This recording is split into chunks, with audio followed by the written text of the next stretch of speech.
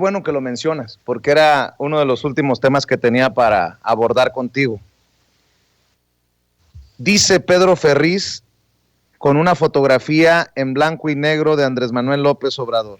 Y no porque Pedro Ferriz sea el más escuchado, visto, el de mayor rating, pero a este personaje no lo tocan tampoco en esa camarilla que se protege uno a otro de la élite del periodismo mexicano.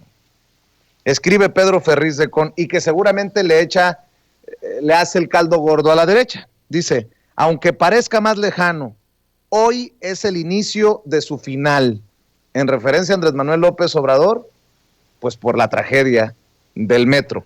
Y no es todo. Fíjate la sesuda encuesta que hace Pedro Ferriz de Con. Pedro Ferriz de Con escribe en redes sociales, piensa que al presidente le dolió la tragedia humana de la línea 12, sí o no. No es broma, no estoy exagerando. ¿Piensa que al presidente le dolió la tragedia humana de la línea 12, sí o no? Y como hijo de Pedro Pintito, entendió el que entendió,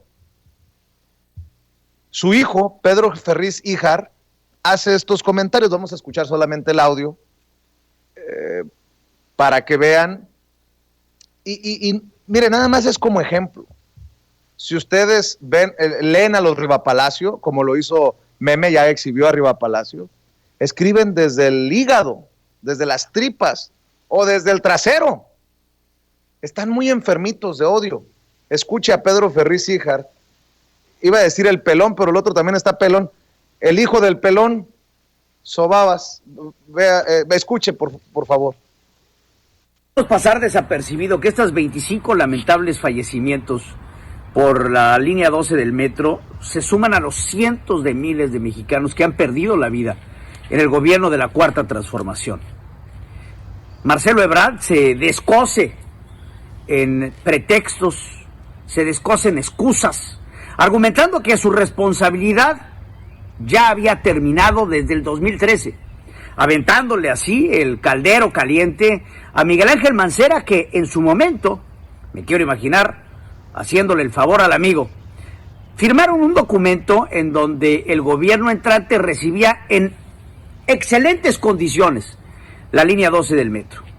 Pero no debemos olvidar que fue Miguel Ángel Mancera justamente el que tiene que cerrar la línea 12 del metro para buscar recomponer todos los errores que dejó a su paso Marcelo Ebrard Casaubon. Llegar hasta el fondo, hasta las últimas consecuencias, caiga quien caiga. Lamentablemente, yo creo que ahí nos vamos a quedar si esta administración continúa. No va a haber responsables. Sabemos que el tramo en cuestión lo hizo Grupo Carso. Sabemos que el responsable de la obra en esos momentos era el señor Orcasitas. Sabemos que el encargado de comprar y de soltar el dinero, que por cierto sigue sin justificar, era Mario Delgado. Sabemos que el gran creador de esta obra y el responsable del gobierno era Marcelo Ebrard. Sin embargo, seguimos en un gobierno que durante todo el tiempo que llevan de su mando han buscado deslindar responsabilidades. Deslindar responsabilidades. A ver, párelos así.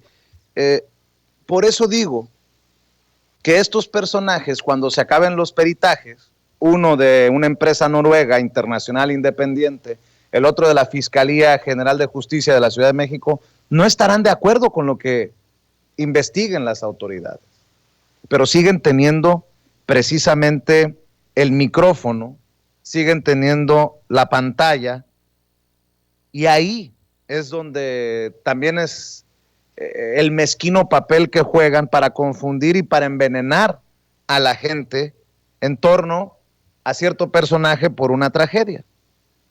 Yo también le quiero decir a Pedro Ferriz Híjar que no es mi tipo. Pedro, ya deja en paz a Vicente Serrano. ¿O tanto te duele que los exhiba como los exhibo? ¿O es tu papá el que te está pidiendo que me madrees, como me amenazó un día que me madrearía y que hasta me demandaría y que me metería al bote en Estados Unidos? Escribe, entre otras cosas, Pedro Ferriz Híjar. Y pendejos como Vicente Serrano diciendo, no se va a pronunciar Miguel Ángel Mancera, y el presidente López Obrador, chayoteros pagados.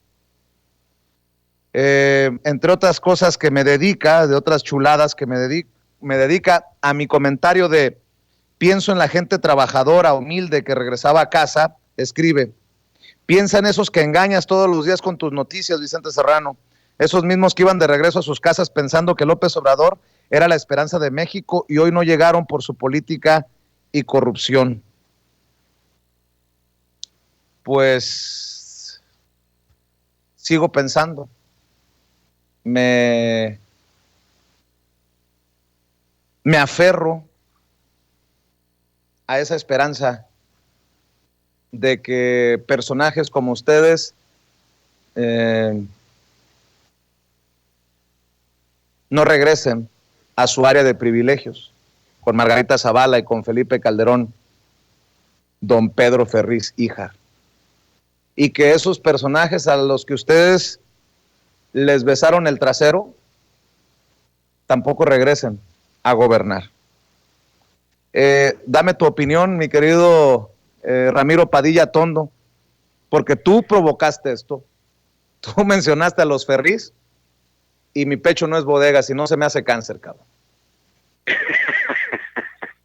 Mira, yo voy a decir una cosa bien importante. Primero, hay que recordarle al público que el señor Pedro Ferriz soñó con volverse el Napoleón de México, ¿no? O sea, el tipo quería ser candidato a presidente de la República y no juntó ni 20 firmas, ni siquiera su familia firmó por él, boludo.